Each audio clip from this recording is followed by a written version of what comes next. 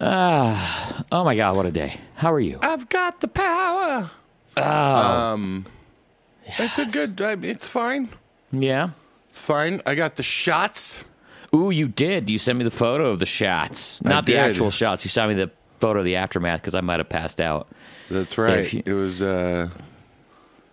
yes, new pod dropping. 2 shots and a Gatorade. Yeah. Yeah. How are you feeling after this latest batch of ways for them to track you via the I know. internet? My 5G reception is still laggy. I'm really grateful to you for being a walking tower for me and my thanks. I know. I woke up this morning, checked in with Bill Gates and George Soros. Welcome to 2 Shots and a Royalty Check, brought to you by Venmo, Your Money, Your Move, and Liquid Death. Murder your thirst. Let's get back into it. Just said, the sheep is alive. Yeah. We can send it out to the masses. I like getting them both. So I got the vax and the flu shot. Yeah. And I got them in both. I got both of them in one arm this time. Oh. The guy was like, it doesn't really matter. Yeah. I was like, I think I got them in separate arms. He's like, well, do you want 2 sore arms or 1? Yeah. And I was like, oh, yeah, I guess just the 1 then. Yeah, and, I got the same thing last time I got it too. Yeah. 1 arm. And it was, I had a very smooth sailing on this one. Good. I'm glad to hear it. I'm really good about like just hydrating and Tylenol, and I'm in pain all the time anyway, so I'm kind of used to taking Tylenol. Oh. And so I at one point had Gatorade and water and a Coke and coffee and a Starbucks and like I seriously had like 5 things around me just watching stuff. Are you that person that like, you have 1,000 beverages at once? Not normally. Yeah. Okay. Actually, I'm looking around right now. I have coffee, I have Coke, I have water. Yeah. I always have not water normally, with everything. Though, it's transitional. Oh, okay. Is it So seasonal? like I drink coffee in the morning, and I know I'm not supposed to, Huberman or whatever. Like, you should wait 40 minutes. Yeah, it doesn't do anything for you. It does. Sorry. I need it. I don't start with coffee. I always start with water. And then I start with water. Yeah. Go for a run or a walk with the dog, and then I have my coffee. And then I'm ready to bench press a Buick. Yeah. Yeah, you probably do it right. I know you're not supposed to drink coffee right away, is what everyone says now. I don't know. For thousands of years, people have, and it seemed to be okay. But I don't know. They're all dead. Those people that were around for thousands of years, they're all dead, man, because of fucking drinking coffee alive, first. And I've been doing it. I don't know. Drinking coffee first. Yeah. I don't know which one it is, but I drink water too in the morning, and yeah, that's the other thing though, is I drink like Brita water from my pitcher in the fridge. And that's the other thing I hear from all the fucking gurus is like, oh no, you have to drink it warm. No, because if you drink it cold, then your body's fighting against it. And oh, for Christ's sake, it's water. Yeah, I've heard it a couple of ways that if you drink cold water, like ice cold water after food, your body has to burn calories to, heat it up to use it, I guess. I don't know. It might be full of crap, right. But, so that was the way I learned is like, so yeah, that way you don't feel overly full after a good meal. But I grew up British. I didn't grow up British. I am British. I grew up in the UK. I grew up in Scotland and England. And an ice cube was nary to be found when I was a child. So everything I drank was it was either directly from the fridge or it was room temperature. So I grew up drinking room temperature water, and it's what I prefer. Yeah, like European friends are like when I'm like, I want a cold beer, and they're like, why? Why would you? Because that sucks. And they're like, well, the beer you're drinking sucks. I'm like, yeah, but a cold Coors Light is really, really good. It is really delicious, and that is a But I like a cold Guinness. I don't understand what the thing is with that. Like, I love Guinness at all temperatures. I love Guinness at all temperatures. And the problem with Guinness is it goes down way too easily. Yeah, doesn't matter what temperature it is. No, but see, the opposite is true then. So like if you're drinking, so the cold water and the blah, blah, blah regulating your body temperature. Okay, well, so what if I have hot soup? So is that bad for me because now my body has to deregulate and is go your down body colder? Getting into soup mode? Exactly. Yes, my body. My body is absolutely TikToking into soup mode. It's My fantastic. FYP is all about soup season. Potato and leeks, oh my God, it's everywhere. Yeah. It's like people just realized that that's a soup. You know, and there are some Gen Z people that I follow that I'm like, did you guys really not know about all these soups? And they're like, this is just a whole new world to me. Whole new world. Yeah, and it's just, get some soup in you. Some soup in you. Soup is good. I'm glad I went for the girl part on the Disney song there, by the way. Just I wasn't going to get there. it's years of touring with ladies, you know? It's just like I naturally gravitate towards the highest part possible. I know. I have a friend who always sings the third on Pink world. Floyd. Yeah. So whenever I sing it, you know, I just know, okay, well, I can't take the third.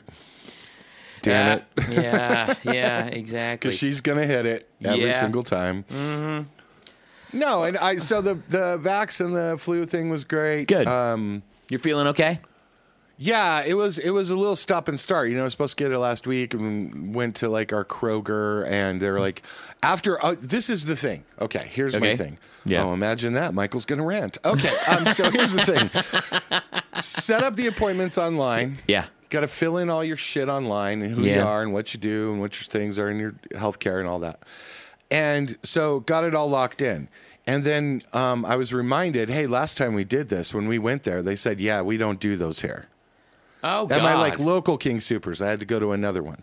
So we call that morning. It was like, hey, last time, you know, we got appointments. Everything's set up for Friday or whatever. Everything's cool. Last time we came in and they said, yeah, we don't do that here. And the woman on the phone goes, I don't know who told you that. So she's totally Gen Z about it. Like, didn't just answer the fucking question, wanted to be sassy about it. Yeah. And I don't know who told you that. We're fine. So we go do it, go set up the things, go wait. An hour passes by. They want us to fill out paperwork, even though you've all done it online. Filled it out online, yep. And then they said, yeah, we don't do that here. and the whole time, the night before, the morning of, on the way there, the whole time we're both just like, yeah, we'll see. Yeah. You know, it's like, it's going to be so good to get this out of the way because I just want to get it out of the way so I don't have to worry about it. I come in contact with a bunch of people.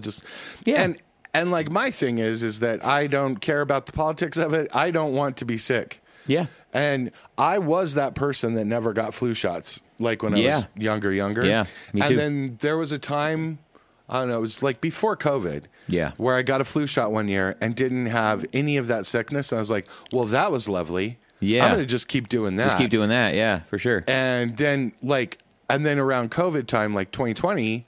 Yeah. Before there was a vaccine, I'm like, I'm getting a fucking flu shot because I don't want it to fake me out. Yeah. And think I have COVID. Yeah. You know, like, because you get fluish and, you know, a fever and aches and all that. I'm like, oh, my Jewish mindset will just have me dying in a week. I'm like, it is worth a free flu shot just to tick that off the list. Like, it's not that.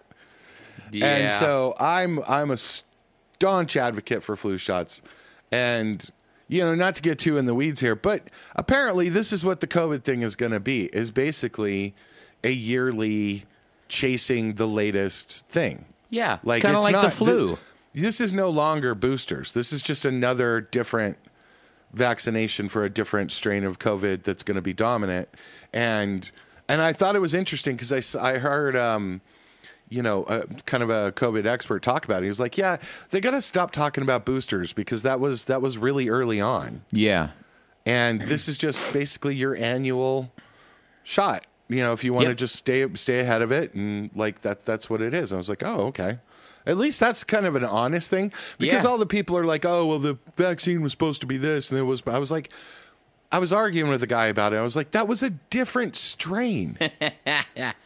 He's like, well, the first one is supposed to prevent anybody from getting in. All that. I was like, that was a different thing. We've moved on. Like, you haven't paid attention since then. So. I haven't been paying attention for the last 6 minutes on this rant. I mean, but I haven't either. Just people have tuned out to go listen to Joe Rogan about it. So Yeah. Well, he's more informed than you are anyway. I mean, maybe if I worked out more and had hydrochloroquine and, took HGH. Do you sun your anus to prevent disease? But not for COVID. I mean, that's for vanity. Just for vanity purposes. It's for pictures. Bleaching your asshole? For my OnlyFans, yeah. Yeah. I call it changing my ringtone. Yeah, and I did get a lot of vitamin D this summer. I was pretty tan all summer. What? It's starting to fade. It is starting to fade, though. The entire time that you're ranting about the Kroger, all I had was was a version of Last Christmas in my head, which is Last Christmas I came from my shot, but the very next day you said, "Man, no way." This Christmas. By the way, do you ever play the Last Christmas game around the holidays? I know we've got a bunch of Whamageddon. Whamageddon, yeah. Yes, exactly. Whamageddon. I love Every it so Christmas. much. Every Christmas. I lost a few years ago. We did that thing with Alf. We've done a few things with Alf, yeah. KTCL. And I lost, I think it was 2 years ago. And so I gave to Food Bank of the Rockies. Oh, so very the nice. whole point is you're supposed to stay away from it. And if you get knocked out, then you got to give to your favorite charity. Yeah. And that's why we support Food Bank of the Rockies. I always support the Society for the Prevention of Teen Suicide. That's the one I always give my merch money to when I do shows. So yeah, please give a shout out to those fantastic organizations. Carry on. Yeah, ours is Food Bank of the Rockies and Children's Hospital. Oh, hell yeah. Beautiful. And those, I just figure we need the kids to be healthy, and if you're hungry, get some peanut butter and pumpkin filling. It sucks. The Food Bank of the Rockies is like, it's just sad sometimes because I've helped them. I've helped them, distribute food and volunteered there and stuff. And you're like, okay, you guys, come on. Like, I know you're giving food, and we appreciate that. Yeah. But, like, it can't all be pumpkin filling and, like the worst beans that you have had that are not eaten for years and years. It's like, throw some green beans in the mix. Maybe a chicken soup or something. Get these people some chlorophyll, would you? Some real stuff, yeah. Yeah. But actually, they did a really good thing with being... negotiating with King Soopers, actually, about the day-old food that King Soopers was just throwing away. Yeah. And they basically were able to get around, like, sort of the insurance problems of, well, if that food makes people sick. And, the whole thing about America and food and our poisonous food supply and, like, the fact that a lot of times the food says it's expired, but it's not. And, it's just sort of a best buy date. Yeah. But not really. It's going to hurt you. Yeah, But, then there's a whole TikTok story about, like, that kid that left out fried rice. Oh, God. No, I have not seen this. What is this? He died this? from fried rice. He ate fried rice that was out on the counter for 3 days. But also... I have a series of questions. Yeah, there's so many questions. But also, don't leave your shit out on the counter for 3 days. Yeah, that's an extent. Ooh. Wow. And there's a lot of reasons, right? Like, there could be, of course, like if it was shrimp fried rice. Oh, yeah. Well, yeah. I mean, you're done. I don't know if it should have killed him. But, it could have been other stuff that got into there. Could have been a spider that he ate. And I don't even know if that story's true. Who knows? I don't know why he swallowed the fly. Perhaps he'll die. Oh, very nice. Thank you very much. I'll be here. Yeah, I just thought of Jeff Goldblum. It's my poetry slam. I don't know if you can hear it. I'm poetry clapping. That's snapping. Thanks. I did. I did poetry. That was good stuff. I did a gig the other day. It was actually probably about like 2-3 weeks ago, and I did. I had my drummer keep a sweet swing and beat go, and I did the entire breakup rap from "So I Married an Axe Murderer." Holy shit! Stage. Woman. Whoa, man! Whoa, man! Yeah, I did. Kids, go see that movie. Go rent that movie or find it somewhere. It's I Married an Axe Murderer. Yeah. Mike Myers. It's very funny. It's very funny. Still. Yeah, and it holds up. It does hold up. I thought so, at least. By the way, Heed. That's from that. Yeah. Right? Yeah, that's from that. And he plays his own father, an old Scotsman, which is very much reminds me of my family. But yeah, I just did that whole beat poetry breakup thing. And that's where every time I get a coffee, I'm like, "Excuse me, miss, I believe I ordered the large cappuccino," and it's a bowl, It's so many great lines. But I did the amount of pop culture garbage that is in my brain on a regular basis. Yeah. Anytime there's a breakdown where it's just drums and I have a sweet beat going on, I will find some 80s or 90s rap to throw in there. And it just so happened that the So I Married an Axe Murderer, we had love, not just sex. Is she Mrs. X? I had to run for my life. I did all of that. To this, sweet swing and beat that. Six people out there are loving this section. Yeah. But I like it. I don't give a fuck. You guys need to see it. Playing music brings me joy, right? Yeah. And I'm always pretty good about following my guts and following my instincts. And, when I don't do that, I end up in trouble usually. Yeah. I don't know what you mean. I don't know. Drink. That's a callback. That is well played. That is well played. But yeah, so up on stage when these things are going on, I get this this turn in my gut that says, "Hey, do the second verse from Ice Ice Baby, not the first." Right.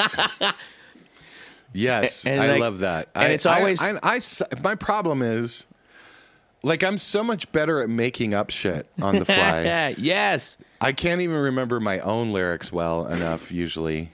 Whenever I would do famous covers in bands, and there were a few that I was notoriously bad at, singing. I know I'm the singer. Yeah. And there would be some girls that would be hanging around us that would come up and be like, those aren't the words to that song. I don't care, yeah. And I'm like, oh, I'm sorry. Did you want to go up and sing? Or And, yeah, I wasn't really a dick like that. But I also realized That's I was not wrong. true at all. And then but my standby, so, okay, this is for all of you budding troubadours out there. And if you want to get away with this, here's how you do it. You just say, "Oh, that was the live version." I did. You're thinking of the record version. Yeah, I was doing the live version that you thing. did in Donington, and Yeah, Donington. You really showed your age there. I used to do this. Now it's like the Download Festival or whatever. I don't know what it's called. I used to do this thing, and I still do it every now and then, depending on the crowd, because I do obviously a lot of very, very fancy corporate events and stuff like that. So this does not fly there, what I'm about to say. But when we were doing, a couple, 3 nights a week bar gigs, you're playing for 3-4 hours, and you get bored out of your gourd playing the same songs over and over and over and over again. Because it's basically you're just trying to create money and keep your chops up and, do your whole thing. I started saying the wrong lyrics on purpose. I'd do what you're talking about, but I would find the filthiest version of it that I could do. And I would often be on the fly. That. Yeah. And we'll have to thank our friend Matt Need. Shout out to Matt Need. Sitting at a bar with that guy for an hour. If you're not on your A game, Captain comedically, Pun too, yeah. Oh my God! If you're not on your A game with that guy, you are not in the conversation. So, having friends who push you in that direction, you start developing, your comedic speed, right? Yeah. You don't always say it right away, but it is there, right in that, before do you have need one it. you remember?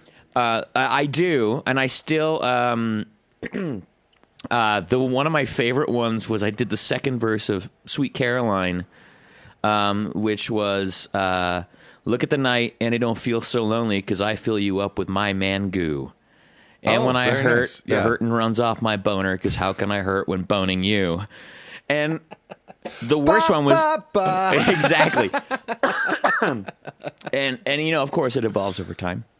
I had a version of Friends in Low Places that I don't think I could ever say on air because I don't ever want it to be traced back to me. But if you catch it live in we were playing Tenacious D songs all the time, So here's the secret. If you see Yeah. Stu, if you're in a bar and he's doing one of those little solo gigs or a little trio gig or whatever, $25, get him to play Friends in Low Places, and then you can hear it. And the third verse is absolutely disgusting. It's worth 50.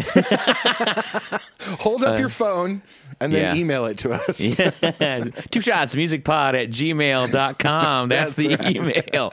But again, that's part of the fun for me is if I'm up there and I've sung these songs for the last, I don't know how long we've been playing some of these songs. They always go over. It's like, I had a friend of mine who used to say, he got asked one time, why do you guys always close with Footloose or Don't Stop Believin'? And he said, when somebody comes to the bar and they ask you for a Coors Light, what do you pour them? You give them what they ask for. So it's a piece of it I understand. I do not want to play those songs all the time, but they go over well and I enjoy playing them. I don't ever want to hear them again. But once you've done it for a certain amount of time, in order to bring yourself any type of joy while doing this, you find things that amuse you about it. Yeah. I had some friends who would take the pre-chorus of "Living on a Prayer," and they would change the lyric for "It doesn't really matter if we make it or not" to "It doesn't really matter if we're naked or not," and I enjoyed that every single time. It doesn't make a difference if we're naked or not. Sorry, I fucked up the lyrics there. But yeah, like just little stuff like that, because some of these gigs, you are wallpaper. You are background music. Nobody gives a crap what you're doing. You could be Chris fucking Stapleton and nobody cares. So what you do is you turn inwards, and those are always the most fun gigs for me, is when the band turns into each other and we start jiving and vibing and trying to make each other laugh to the point that we can't play. Yeah, because if we're having that much fun on stage, those first Friday art walks, and I'd get hired by some of the galleries to do like a little solo act in the corner. Yeah, it's not about the music; you're just the background music. Yeah, you're making a noise. And everyone's milling about, drinking and looking at art and saying stupid things, and Oh, like, Buffy, look at this one. Reminds me of a shat I took this morning. This makes me feel nothing. Defeated. Yes. And so I would always like isolate on who was kind of alone, and there's always like one kind of woman drinking like Chardonnay over there in the corner, and she doesn't really have anyone to mention things to, and so she's like, oh, well, I'll watch whatever's going on in this corner. Yeah. And so I would just make up songs and sing them to her. Yeah.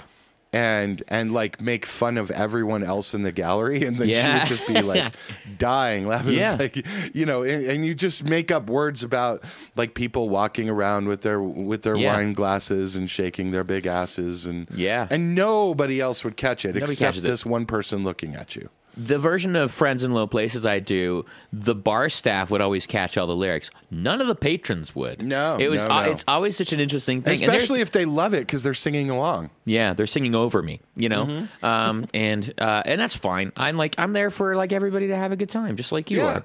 But like those gigs where you turn into each other and you're really trying to get the drummer off of his game. We would do like polyrhythm adventures where I'd have the trio on stage, I'd have me, a bass player, and a drummer, and we'd all sing and make big smelly harmonies all over the place. And the drummer would be playing in 4, the bass player would be playing in 5, and I'd be playing on triplet, and we'd be just trying to derail the whole thing. And when it worked, it was so magical. It just brought, and we'd always hit the downbeat. We were always so good at that. You hit the downbeat together, and everybody goes, "Oh yeah, that was fun." There's got to be some dude way in the back, arms crossed. Like, are they playing a Tool song? What the fuck is this? Yeah, like, do I know this song or not? Yeah, that sounds like Maynard. That's got to be Maynard. That's got to be. He's in 7/8. He's in 5/16. I don't know what the hell's going on here. Yeah. Yeah. Somebody give me a scotch. And then they came out in a waltz. Yeah. What the heck is here? Yeah, there's just somebody in the back that's like polyrhythmic. That's like, is this 3, 4, 5, 8? What is this? I don't know, man. I'm just hit the downbeat, and then they're like, I don't even know. Wow, they're really good. That just sounds like, that is so much fun for me, and that is a piece of like. We talk about music business all the time around here. We do talk a lot. We rant and rave and scream and yell and punch at things that are bothering us in the music industry. But at the end of the day, this is really fucking fun, and I really enjoy my job and my life. I enjoy talking business with people. Not everybody enjoys me talking business with them, but I enjoy talking about it. I enjoy playing music. I enjoy talking about music. It's my favorite thing in the world to do, and I really hope that the people that are listening to this feel that joy as well, and they don't feel burdened by it. They don't feel weighted down by it. No, it's natural at this point. Like and it has been for so long for me. Yeah. Where people that know me are just like, oh, here he goes again. Well, I'll tell my little story about how that was recorded or why that song is used in sync or, whatever it is. And I'll just, it's just natural. I'm not trying to inform you. I'm just excited about it. I just think it's fun. Yeah. Musicians are giant toddlers. We want to show you our fancy toy that we like. Look at this great toy I've got. I'm so excited to share it with you. I don't mean we're all toddlers. Well, mostly. I mean, there are people that poop their beds. There's extenuating circumstances, and I resent Enough how you Jaegers presented and that. Everyone's a toddler. Why are you throwing up on yourself? I don't know. There was one tour I did with a singer, and he drank all of the Jaeger and would not stay in his bed. And then he barfed on my brand new slippers that my first wife, I have two of those. Drink? Bought me, and he barfed a black Jaeger barf on the slippers. Oh, and Jaeger barfs are bad. Jaeger the barfs are bad. So I duct tape him on his side, so if he threw up, he would not throw up into his own mouth. That's a good friend and a great teammate. Yeah, and there was a bucket there, and I was like, you can lean your head over the edge of the bed, but you are not coming off that bed anymore, because he would just keep getting up and wandering around and speaking in tongues. Yeah. Well, and what an adventure. That always leads to peeing in the corner because you think it's a bathroom. Same guy. We were staying with a friend. These are tour stories with Stu. We were staying with a friend.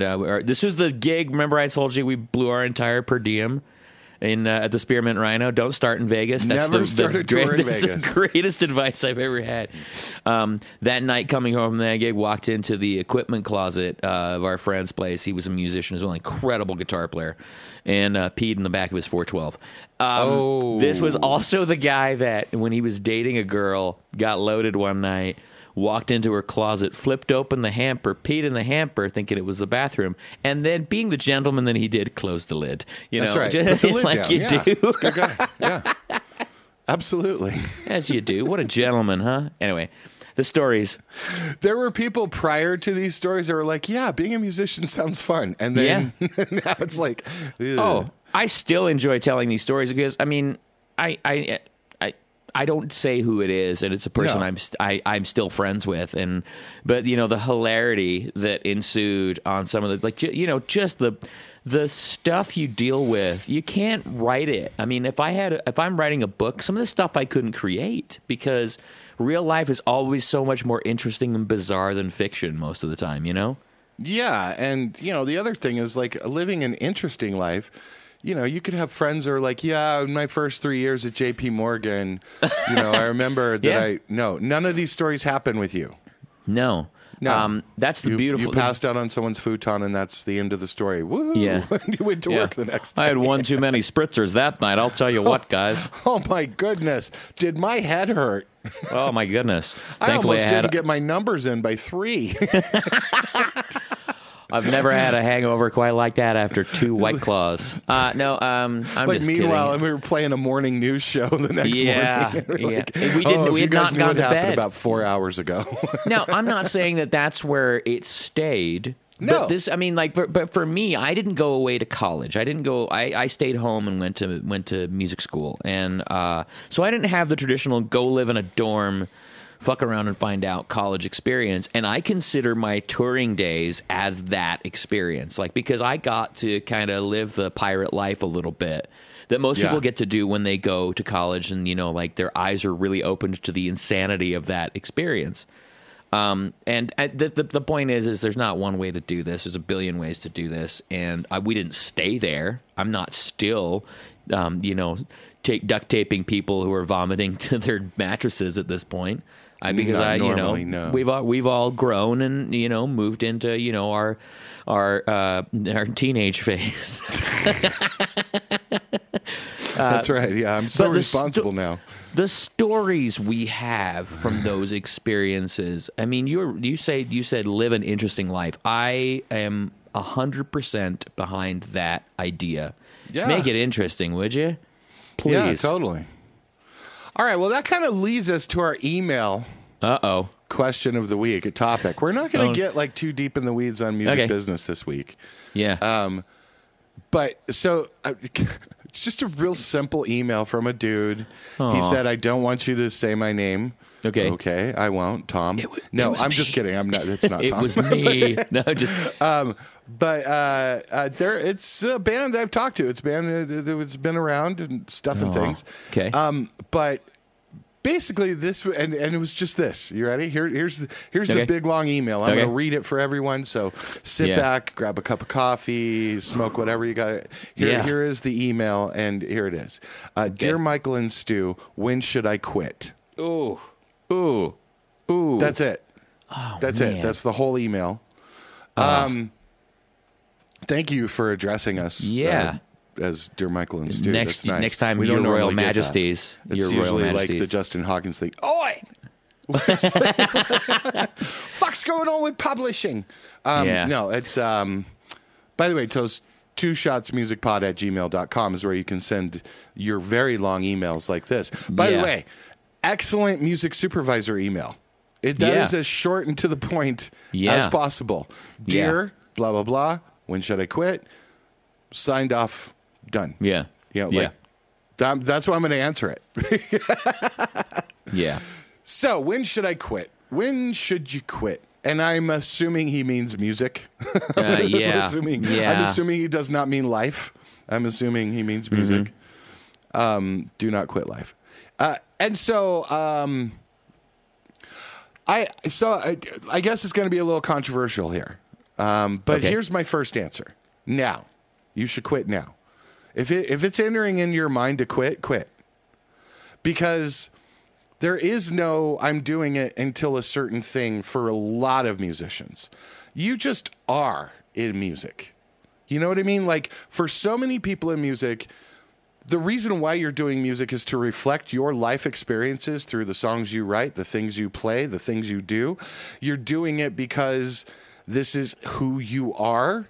You may have a certain kind of professional level above other people who picked up an acoustic guitar at the same time you did. You became more proficient. Therefore, you were kind of more so known as a musician. You're really no more of a musician than the guy who could play 3 chords that you grew up with, right? Like, he can play guitar. He's a musician. If you're a piano player and you took piano lessons as a kid, it doesn't matter whether you're a professional musician, amateur musician, aspiring musician. You are a musician. You do music. Now, then it becomes kind of a question of how much better can you do music as a profession than you can than another profession. So say you're a car mechanic, or you're an accountant, or you're a hairdresser, or whatever. Can you be a better musician than what you do your other job as? Because you most likely, most of us, we didn't all start out as just musicians. Like, that was probably never the case for most of us, unless you're a savant or whatever. But like, you learned other skills along the way. You've had other jobs along the way, to work a cash register, done customer service, or been a bartender, or whatever. You have been able to do other things. I doubt most of you. A few of you probably have only ever made money off of music in your life, and that's great. Good for you. But most people have the other thing, and there becomes a crossroads of like, well, should I give up this whole dream of music to go after what? Like, that's the point, right? Like, to go after what? Are you trying to, take it a lot further in your import and export job, and the job you do pushing paper, or as a computer programmer, or maybe there's a startup that you're doing, and that is the decision you'll have to make. But But do you stop doing music at that point? And so I think the point that I'm trying to drive home is that if you are in music, and I don't want to separate people out who are musicians or non-musicians, but if you are in music, you just don't stop. And it may never come to fruition to where it's your primary career. It may ebb and flow to where it is your primary career for a while. That band breaks up.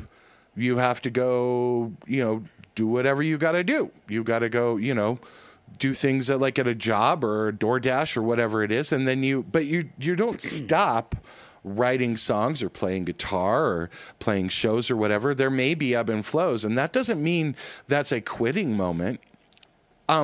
But how much do you put into your music career as far as money, investment in time, whether or not you're going to stay in the same location? Do you need to move to a bigger market? All of those kind of things, those are decisions you have to make. So Seth Rogen had a great statement about acting and Hollywood in general. And I think it goes into everything creatively. And it is basically this: just don't stop. Just don't quit. Because the one sure way to know that you will not make it is if you stop. That's it. Agreed. There can be writers that don't get a movie made for 20 years. There can be musicians that don't have a song that really resonates with people for 15 years. Had you quit, had you stopped, you'll never get to that song. You'll never get to that album. You'll never get to that show that breaks you. And I think that it would be instructive for more musicians to think about the world that way. In that, just don't stop. How much you put attention and money and effort into it and a team around you and all that, those are all shades of what your career is going to be in music. And you should go all in at some point to at least give it a real big shot to see, can I make this a career? Can I make this something that actually is my primary income and something I'm known for? But there is nothing stopping you from writing and recording a song and putting it out for everyone to hear. Literally, we were talking about this earlier. $200 buy you Logic. Yeah. You could get a little dongle from Amazon. You don't need to have, Apogee DAWs or whatever. You don't need to have all the preamps or anything. Just plug in, do a song, make a song, put it out. You can do that. Yep. There are enough plugins in Logic that you can make a great sounding mix right now. Bunch of Fall Out Boy albums use GarageBand. You don't even need Logic. Oh, yeah. Now you're making... But please use Logic. Don't use GarageBand anymore. But, that is the actual answer, is that you don't need all of the other stuff. You really don't. You will eventually as you become better and better and better. But the point is that you can still have a day job, you can still have a family, and you can still spend, 4 hours on a Saturday writing and recording a song and putting it out. Yeah. And that's not quitting. No. And so I don't know what the shades of this question are. Is maybe it should, when do I quit thinking that music is going to be my career? And I just think that it's the mindset that you just, if you're thinking about quitting music, you're not really in music. That's magic word is mindset. Yeah. It's just, do you agree with that? I do. That's my whole point, is that if you are a musician, you do music. And if you're saying, should I quit? Then you just kind of aren't, because it doesn't really matter for most of us, whether or not that song you just wrote makes money. Yeah. At some point it matters if that's your deal, but that's what I'm saying is don't quit, keep going, always do music as a musician. You might be Leonard Cohen. Yeah. Make it when you're 70. Yeah. We talk about this with dude from Star Wars and stuff, and the actor Samuel L. Jackson. Some of these people, Julia Child, that make it in their 50s, 60s, 70s. Yeah. They didn't just learn it then. They were always interesting people. You know? Yeah. Wasn't Julia Child a member of a OSI or something like that? She was a spy or some shit. Yeah. Early part of whatever the CIA was. CIA became. Yeah. And Samuel Jackson is a bad motherfucker. Bad motherfucker. I am of two minds about this. But good. actually, I'm actually about one mind, but that's fractured. First of all, I would like to say I'm sorry that you feel defeated. It sounds like. Yes. Like that's a really, really, really awful place to be, especially if you're in a place where you're like, I love music, I love being a musician. It's just hurting to try and do this, like it depends. And as Michael said, there's shades on this, but if you are a creative person and you are a musician and you're a songwriter or you're a performer, or you're a guitar player, whatever you are, the first thing that has to come from that is joy. You have to enjoy doing that process. And whether that process provides you with, revenue or money is a separate thing. But if you enjoy playing music and you enjoy making a song, if you're sitting in front of a crowd of 10,000 people, or if you're sitting in your basement staring at your washing machine, if it brings you joy, then you're a musician and just stay with it. Yeah. But if you're asking, should I quit making music my career, my job? I agree with Michael, which is those of us that do it for a living do not have a choice. It's part of our life no matter what. Whether I have to go and drive for Uber to pay my rent that month because I had a shitty gig month, or if I had, a client fall out, or I quit a gig that was no longer providing me with what I wanted it to. I know how to fill that gap, and so do you. The thing that that Michael said was your mindset matters here. And if you're in a mindset of I should quit, and that feels right to you, if you're checking in with your head, your heart, and your gut on all that, and that feels like the right answer to you, quit making it your career, put it back to being a hobby, and have it go back to being fun. But if when you say to yourself, I think I want to quit music, you'll get a pretty good jab one way or the other in one of your intuition centers as to whether that's the right answer or not. We can't make that choice for you. Yeah. But if it feels good to you to stop pursuing music as a career, which I believe is probably the context in which the question's asked, then I feel like you should trust your instincts. Yeah. Don't make it your career, but still play music, still write songs, still strive to make great art. It doesn't need to be for everybody. It can be just for you, and that's okay. And that is respected, and that is loved too. So please do that. Yeah. And I think, I'm probably attaching a lot more to this than maybe is in there, but maybe not. And I think it may come down to my music isn't resonating with anyone. No one's listening. Mm-hmm. Or I'm not gaining fans. Yeah. And you may not know whether or not that has to do with your music because of thousands of things we talk about on this podcast. Yeah, constantly. That you're releasing music to an algorithm, not to people. Yeah. If you don't get the business right, you will never know the metrics. Yeah. And metrics are so weird in music. I'll give you an example from last week. We released TikToks and little short form stuff when we put out a podcast. We don't do it much because we're, this isn't our full-time thing. This isn't the thing. This is one of the things we do just because we want to talk. That's it. We're not making $1 million off of this. We're doing it for fun. We do this in person all the time. And one day after 12 or 13 beers, we decided we should record it and send it to you fine people. Everybody else has a podcast. Let's put together some artwork and do it. Yeah. Yeah. And so I'm pretty good at online things and metrics and stuff like that. I have been for a while. But your OnlyFans is banging at roughly the same time.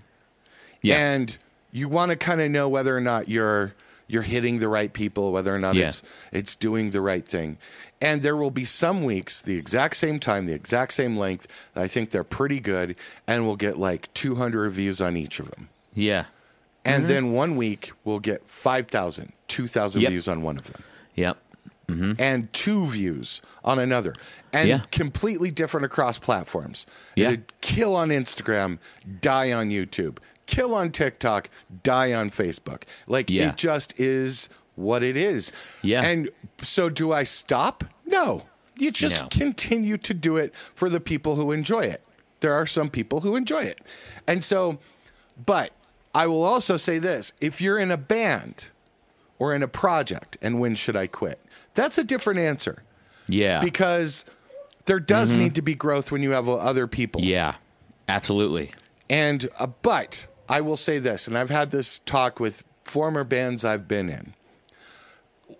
Especially when you're younger, it becomes so A-B. It becomes so black and white. We should quit. Let's quit. The band's breaking up. And I know that we had this conversation once in a former band of mine where it's like, God, I wish we would have just taken a break. Yeah. Wish we would have just slowed it down for a while. Foo Fighters can take a break, so can you. Yeah. And so one of the answers to should I quit is maybe, should you rest? Should you take a little break? Yeah, yeah. Should you Do you need to take care of yourself? Find a little time to sort of reevaluate where you are as a musician, as a writer, as a player, and take that time to not be pushing out the commerce. Yeah. Right? To not be releasing and promoting and TikToks and all the rest of the crap that goes with all this stuff. Exactly. And that may be the answer, the real answer. But that's why I say don't quit. Yeah. Take a little time, take a little time back. And it may be that you have just emptied the vessel. Yeah. You may have just cannot emptied the pour vessel from an about empty what you cup, can my write about friend. and what you care about. Yeah. And you need to refill that with more life. You need to refill that with more experiences. Yeah. And then if you feel comfortable, say 6 months on, you're like, oh, that would be a good song. Well, yeah, because you're a fucking musician. And that's the whole point. Like, if you are, you're not going to be able to stop thinking like, wow, that's a good line. Yeah. Or when you see, trust me, if you want to quit music, and some people do, you're going to find yourself at a concert in a year going, I could have played that. Yep. It's like watching the other kids play at recess. Yeah. And that's, I think the answer is, and again, now this also, there could be an underlying circumstance here. You could have a young child, a brand new marriage, and it's getting in the way of your relationships or the life plan that you've made with that person. And in that case, it may be time for you to not do the commerce of music. Yeah. Because it could affect that poorly.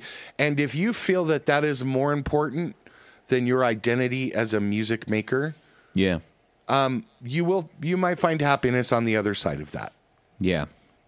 Yeah, I agree. I still believe that everybody is an artist in their own way, and you just find your outlet. And so if your outlet can be, that's one of the hard things about being a professional musician is you turn your hobby into a job, Yeah. So I believe it's of paramount importance that professional musicians actually do have a hobby. I have hobbies. You have hobbies. Yeah. Fuck else are you going to write about? It all becomes turn the page. Yeah. Who cares? And your fans are not going to, forever, your fans aren't going to, catch on to the point. They're not going to identify with life on the road all the time. Yeah. What else are you going to write about? Write about something else than I'm on the road and it sucks and wow, this is hard. Yeah, who cares at some point? Yeah. And I can only think of a few road songs that were I can think of about 3 right now off the top of my head. On the Road Again. All right, let's do it. Here we go. Top On the Road 3 Again? On the Road songs. Here we go. Number 3. On the Road Again? On the Road Again. Ding, ding, ding, ding, ding, ding, ding, ding. Faithfully by Journey. Faithfully by Journey. Number 2? Yeah, no, go for it. I said number 2, but you go number 2. Faithfully. You go number 2, I'll go number 1. That's what I said. Faithfully by Journey. Okay. Yeah. Well, we've got some lag on the Zoom today. Run. Okay. Yeah. And then, of course, Turn the Page, which, Turn the Page. Yeah. So, but those are only 3. But those songs, they have a... I got an OLI, and outside looking in. Okay. Wanted Dead or Alive. Ooh, very good. That is a great... yeah. But again, there's an everyman entry point onto all 4 of those tunes, Yeah. It's not just about like, hey man, I'm drinking bottles of vodka and banging chicks, bro. It's not that, you know. There's an entry point in the camaraderie that comes from weariness of this experience, you know. Rocket Man could also be that song. Yeah. Ooh, that's a good. Okay. Yeah, all right. maybe, but that's All right. a little. Was that the song that's he wrote also as a birthday present to somebody? No, that was your song that was the birthday present, right? Did you ever hear that story? Yeah. Am I high if I'm saying that? No.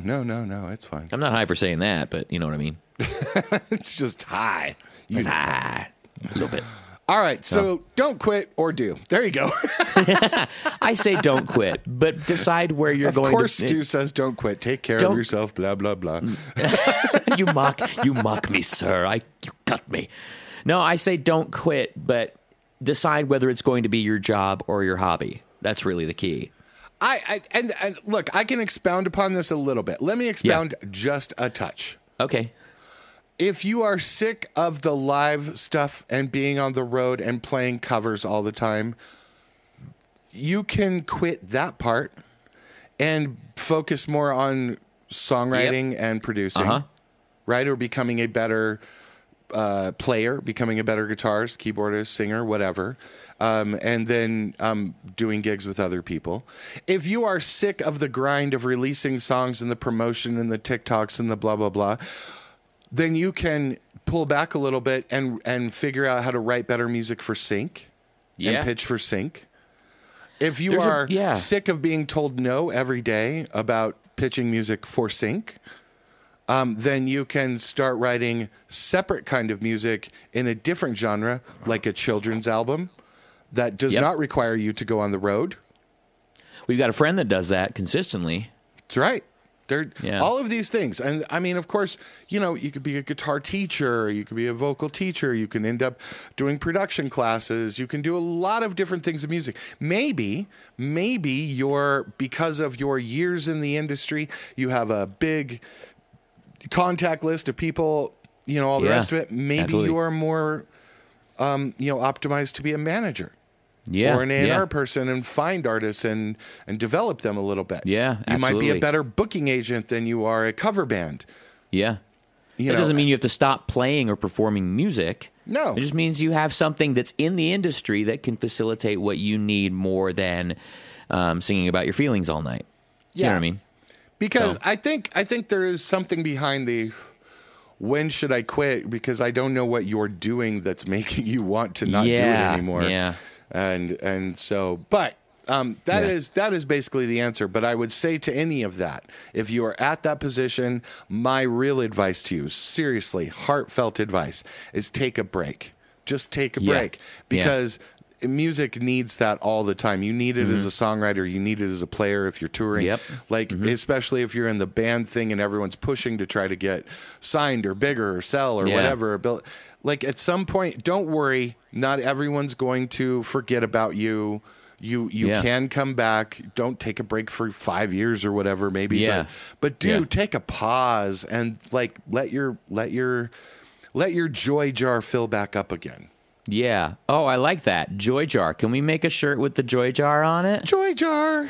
Yeah, and then we'll have a Jar Jar Binks thing on it and get sued by Disney. That sounds good. That sounds good. At least we'll get some publicity out of it. That's right. Me's a broke. Fuck you, Bob Iger.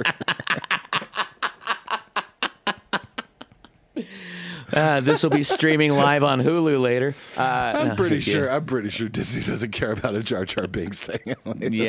Of all the stuff. I did love that Ahmed Best he did some stuff in The Mandalorian the last season that was really, really, really great, considering how he was treated by goobers. When the prequels came out, it was really great to see him have this really kick-ass Jedi moment in The Mandalorian last season. So, yeah, that's all. It's also a generational thing. Like, I agree, 100%. That's not my Star Wars. That's not my Star Wars. Well, it's not for you anymore, you know? I heard from people that are like, I didn't really hate Jar Jar Binks that much. I'm like, really? Every single person I know did. So, I didn't. either. Yeah, I I know. thought it. I mean, it didn't bother me. It was you. Okay, so I It was gave totally it up. It me. was you. You gave it me. I don't care. I mean, I enjoy. What do you mean you don't care? Oh my God, Star Wars people are coming after us now. They can come after me because I enjoy more of the thing that I enjoy. I enjoy exploring around that universe. That doesn't mean every story is going to be great, but I enjoy getting to go visit my friends every now and then. It's the same reason I read certain books and watch certain shows over and over again. I like to revisit things. And the fact that I'm getting expansions on stories I love, whether I'm not a person that has to take all or nothing. I can go, I like that one. I didn't enjoy that one. But I'm not going to deride the entire thing because of that.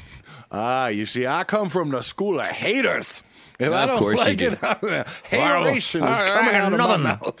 Thank you. Did you just marry J. Blige? Holleration and Don't hateration? need no hateration. Yeah. Well done. Well done. I will hate on Jar Jar Binks forever. I don't care. But I mean, Yep. I'm happy the movie was made. Yeah. Yeah, So there you go. I enjoyed the hell out of it. I saw it midnight opening night. It was awesome. Went with a bunch of friends. Me so And my first broke. ex-wife. Drink. Okay. He's so broke. Drink. I mentioned my first ex-wife. Drink. All right, let's get to the sink of the week. I will start us off here. Okay. I in my vaccination days, and That's a Soundgarden song, right? That's right. Fell on vaccination days. The felon vaccination day. I watched The Machine Ooh, Just I'm hit dying to Netflix. watch it. Yeah, how is it? from Albert Kreischer, the third. That's right. Yes, but from Bert Kreischer, and it's The Machine. I think that like everybody, if you've seen anything around this, Mark Hamill is his dad. Yep. There are some other nice little Easter eggs in it if you know anything about Bert Kreischer and Tom Segura. Excellent. Which Excellent. is fun. Is there two bears but in it's it? kind of an amazing way to write the story. Like if you created this story Yeah. that a comedian had this thing early in their life and then became known for it in their comedy, and then Yeah. later on it came back to bite them. And this is like it basically faking that whole preamble story that actually happened. Yeah. So it's a smart way to write a film. And it is, it's crazy. It's rated R. It's great like that. There's some gore in it, and some good stuff that gets an action movie in a lot of ways. I think Excellent. that most people that see it, if you are a fan of Bert Kreischer or of the comedy, Yeah. you will be probably shocked a little bit by how good of an actor Bert Kreischer is. Oh, fantastic. He is probably the strongest outside of the female lead, probably one of the stronger actors in it. Really? All Yeah, right then. and look, the script is a little hokey, and there's some, but I mean, you kind of expect that coming into Yeah, it. of It's course. very male-oriented sort of joke kind of stuff, and Russia's involved and all of that. Yeah. But look, it's fun. It's fun. It's like it's not going to win a bunch of awards or anything. It should have been made. It was fun. Yeah. And it's, so if you're, I mean, this is just a horrible review to go, if there's nothing else to watch The Machine. No, No. but like, it is pretty good. It's funny. It's a fun Yeah. little ride. It's beautifully shot, by the way. Yeah. Oh, good. And one of my favorite stories from the making of it, I don't have her name in front of me, but the female lead in it is they shot it in Croatia, I believe. Oh, nice. And so Mark Hamill is, on set, and he's playing Bert Kreischer's dad. And Bert, obviously is of a certain age, and so it's like, Yeah. oh my God, it's fucking Luke Skywalker is my dad. Yeah. And so it's a big deal to him to have Mark Hamill. He's like, holy shit. And so he tells this woman, he's like, hey, be cool with Mark Hamill. He doesn't really want to talk about the Star Wars thing. He's an actor and all of that. And she was like, Yeah. oh, okay. And then she basically goes, yeah, I've never seen Star Wars. And he's like, are you fucking kidding me? You've never seen Star Wars? Okay, well, don't bring Wow. it up. So they're at dinner, and Bert basically sets her up and goes, oh, yeah, you're a pretty big Star Wars fan. So Luke Skywalker here, Mark Hamill and all that. Who was your favorite character in Star Wars? Would you say it was Luke Skywalker or Han Solo or Chewbacca? And she's like, oh, yeah, it was Chewbacca. And he's like, oh, really? Really? Chewbacca was your favorite character? Do the Chewbacca voice for us. And because she's never seen it, she goes, "Hello, I am Chewbacca. I am flying through space." Perfect. I don't Nailed care it. if it's a made-up story or not. It's funny. That's great. But so, yeah, fun movie. Anyway, there's a bunch of like late 90s stuff, music in it, placed in Ooh, it. very good. There's Nookie, there's shit like that because he was in Russia in the late 90s. Yeah, So in the anyway, 90s, yeah. the song, my sync of the week is Filter, Hey Man, Nice Shot. Great song. Great choice. Song. I have not heard that placed in a long time. Yeah. And for people of a certain age, you will remember that the video had footage of the, I believe, Chicago politician who killed himself. Ooh, I do not remember this. There's an origin story behind the song, and anyone that you'll remember it eventually. Go do the research on "Hey Man, Nice Shot." But there's a whole story behind what that song comes from. But it's in the penultimate scene, and it's just a great master. It just sounds really good. Hell yeah. Margaret Yen is the music supervisor at Legendary. And for this, but so yeah, Filter, Hey Man, Nice Fantastic. Shot. And Filter's one of those bands that had a few, like, remember that, like, you Take a picture. Take my picture. Yeah. That That's a great song. I heard like, that there's song a few recently. Filter songs that like haven't really made it into the always part of the 90s talk, and so Yeah. Filter should be a part of that. They had a few Yeah. good hits. Yeah, I agree. That's an excellent choice. I got to watch it. I'm excited to see it. I'm, of course, I don't know about you, but I think I've told you before, I don't keep all my streaming on all the time. If I'm not believe watching that. something, I know. I turn it off. I'm just like, stop it. I'm like, I'm not gonna pay $20 for this if I don't have to. I know you are Go so have- I can go- organized. I don't. I even can go know have how you 12, do that. 13 beers with you, Let especially me the ask you a cheap, crappy question beer. about that. No, really quickly, because do you lose your? So when you fire the shit back up, do you lose the things you've watched before or your lists? No, I It mean, comes back? if you pause it, yeah, but you can only there's some of them that have limits on how much you can pause things. So Okay, all right. if I stop something, if I cancel something and restart it, it doesn't really matter to me. I know what I was watching, you know. So you don't smoke and I can, nearly as much pot as I do. Okay, I go on. don't smoke nearly. So right now I have Netflix and Hulu and Disney Plus. Right, Apple TV is rolled into my storage thing. I got the Apple One or whatever it is. So I've got like 4, you know. But I have a bunch of stuff I turned off because I was like, I don't do Max right now. Sorry, HBO. You don't even have the cock. I don't have the cock right now either. But I also have, the reason I got the cock in the first place was because Psych is one of my favorite TV shows ever, and Yeah. it's only on. They hopped on the cock, Yeah. so this is very well played, by the way. So I'm watching Netflix. So I'm rewatching Gilmore Girls. I'm finally watching The Queen's Gambit. I'm watching Atypical, but I'm also like my late night show right now is Suits. So I don't watch TV during the day. But when I'm like Lot of relaxing seasons at in night, that. yeah, 9 seasons of really, and the evolution of the characters, really, really, really enjoy it. But like, there was a bunch of, for the first few seasons, there was a bunch of blues songs. I was like, yeah, it's fine, it's fine. It's kind of forgetful, placements and that kind of stuff. Nothing that really grabbed me. But episode 1 of season 7, they had themselves some Back to Black by Amy Winehouse. Oh, And it was a beautifully set scene, and I was like, and it was the first time we're in the, because there's as I said, a lot of great blues songs, no real strong choruses that grabbed me, throughout things. And then I remember when that song came out, and like just the tragedy associated with Amy Winehouse, and what a fucking outstanding performer and singer she was stylistically. And it's a really well placed scene, but it was again, with most of these things, it's about when the song grabs me, it's about the memories I have with the song. You know what I mean? And this song I've also played this song with my friend Chris Dismuke, who's a bass playing incredible musician, and he has an incredible version of that. You can find it on his YouTube channel. But just a really, really, really great surprise. I was not expecting, because I've been watching it. I'm in season 7 by this point in time, and I'm going, you know what? I'm not, I'm not expecting to hear a song that's going to jump out to me. So, but that one did, and it was really, really, really beautifully set scene, and there was some real emotion behind it, and I enjoyed it. And that is Oliver Hild and Stacey Wallen McCarthy are the supervisors on that bad boy. Suits, Season 7, Episode 1. Very nice. And a lot of people watch Winehouse. Suits. I need to get into it.